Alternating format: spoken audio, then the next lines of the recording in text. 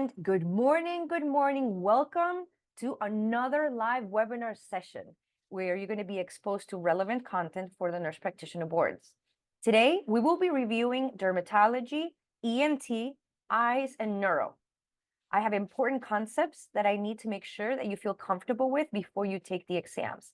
And we will be reviewing these next. So with dermatology, we will dive into the characterization of skin conditions to help you identify various skin conditions and diagnoses. As you probably already know, the nurse practitioner boards are heavily on test treatment options. So we will be focusing on pharmacological management of the most common skin conditions that you will encounter on primary care and the nurse practitioner boards. Then we're going to discuss eyes. Eye tests are known to show on the exams.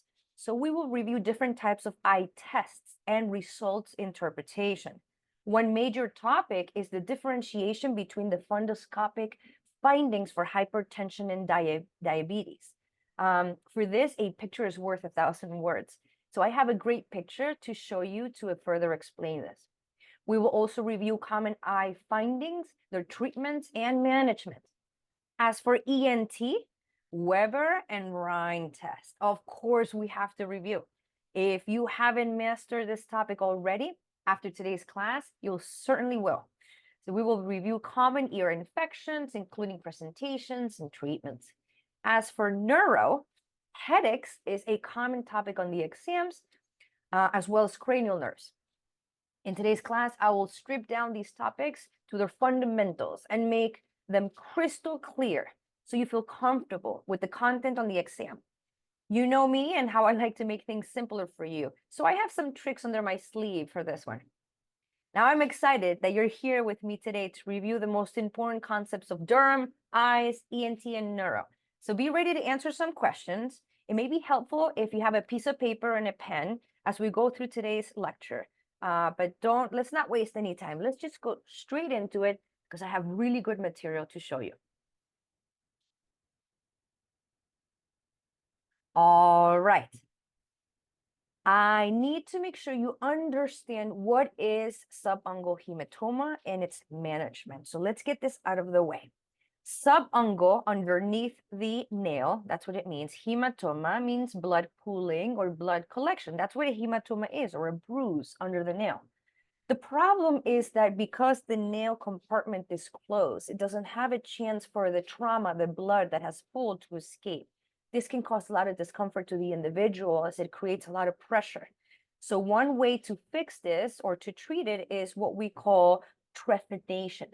Trephination. I want you to become familiar with this term and recognize it in case you see it on the exam. So the proper treatment would be trephination, which is literally you burn a hole through the nail, allowing the blood to escape, releasing the pressure, and causing a lot of relief to the individual. So make sure you know the term trephination for the exam.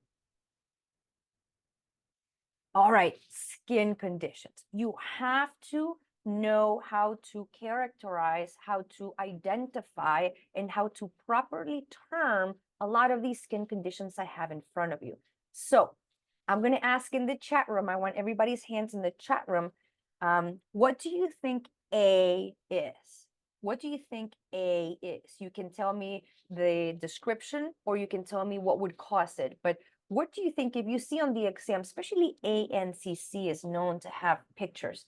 If you see a picture like this one, let's say it's a homeless individual, comes to you with intense itching on their skin, and you happen to, nice, Eden, burrow. A burrow, what it means is that in this case, scabies, I hope you were all thinking scabies, this little mites get under the skin and create tunnels. That's a burrow.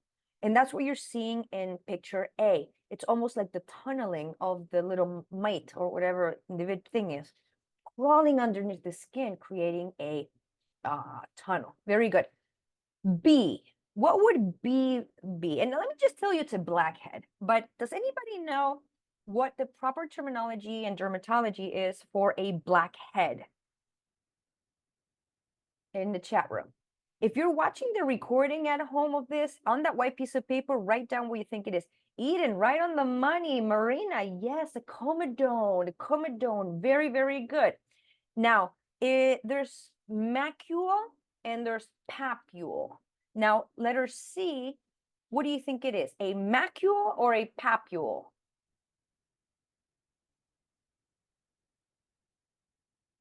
The difference between, nice job, guys. Right, everybody's on the money. A macule. In my lectures, I talk a papule that pops out of the skin.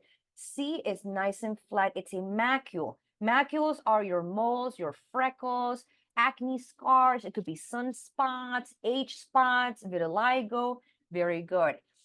D. What do you think D is? Now, D, let me give you some details. It's viral. D is viral. These may come up. Sometimes people make the mistake of cutting them because they think they're going to get rid of them, and they actually spread. I know this picture may not be the best one, but with the description, Janaki, I hope I'm saying your name correctly. Very good. It's a wart.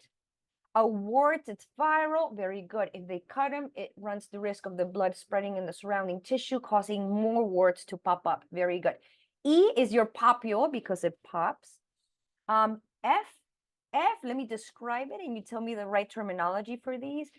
F is someone, for example, who has platelets issues and they bleed very easily. So they come up to you with little bleeding spots. It's pretty much like bleed. Petechia, good job, guys. Petechia, very good. Especially people who have low platelets, you may see petechia right on the roof of the mouth and the palate. So always look in there to see if you see petechia. That's a hidden spot, a common place to look. All right, G, silvery scales. All right, psoriasis, Marina, nice, very, very good.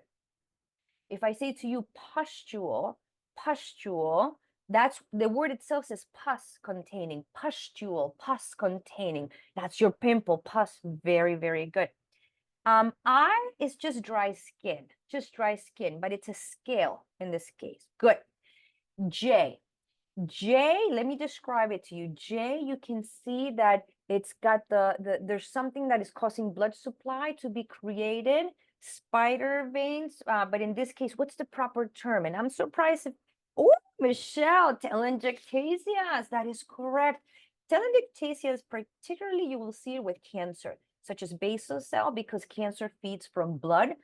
Surrounding the basal cell, sometimes even on top of it, you may see the telangiectasias, the tentacles trying to reach for blood supply. Very good. Or in this case, it's your spider veins. Very good. Letter K, you would see it with chickenpox, with shingles. Michelle, exactly. Marina, it's a vesicle. Vesicle means fluid filled. Nicely done. And L is your wheal. When you see a wheal, it's usually like an allergic reaction to something. Very, very good. Let me ask you something in the chat room, since we're talking about skin conditions. Let me describe something to you, and you're going to write down what you think the diagnosis is. Somebody shows up with annular lesions with central clearing that are itchy. What is this? Let's say it's all over the torso. Annular lesions with central clearing that are itchy. You have to think fungal infection. That's clearly, in this case, because it's on the torso. Nice job, Kadiatu. Welcome back. Tinea corporis, your core. And how do we treat this?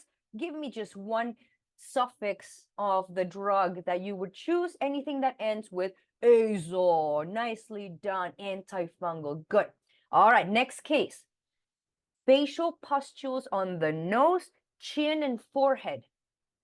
Very specific. What kind of... Okay, I'll give you... Alexa, right on. I was going to give you another clue, but you knew exactly. So if it's acne of the pustules on the nose, chin, and forehead specifically, we're talking acne rosacea. And how do we treat this? Give me a drug. Metronidazole, Gradell. Nice job. Okay. What drug of choice would you look for pustular acne? What would you choose for pustular acne? We're talking like a serious case of acne. Pustular acne. Give me more.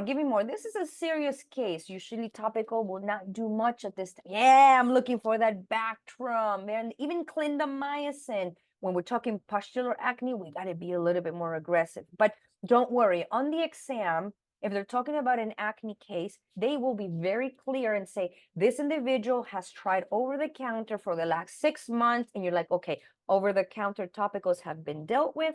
The next line would clearly be an oral antibiotic. Good job.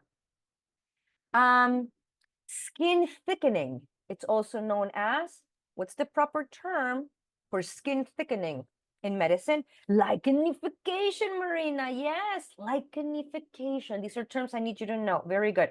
All right, MRSA. If you suspect MRSA, what antibiotics would you be thinking? BCD. Whenever you think of MRSA, BCD.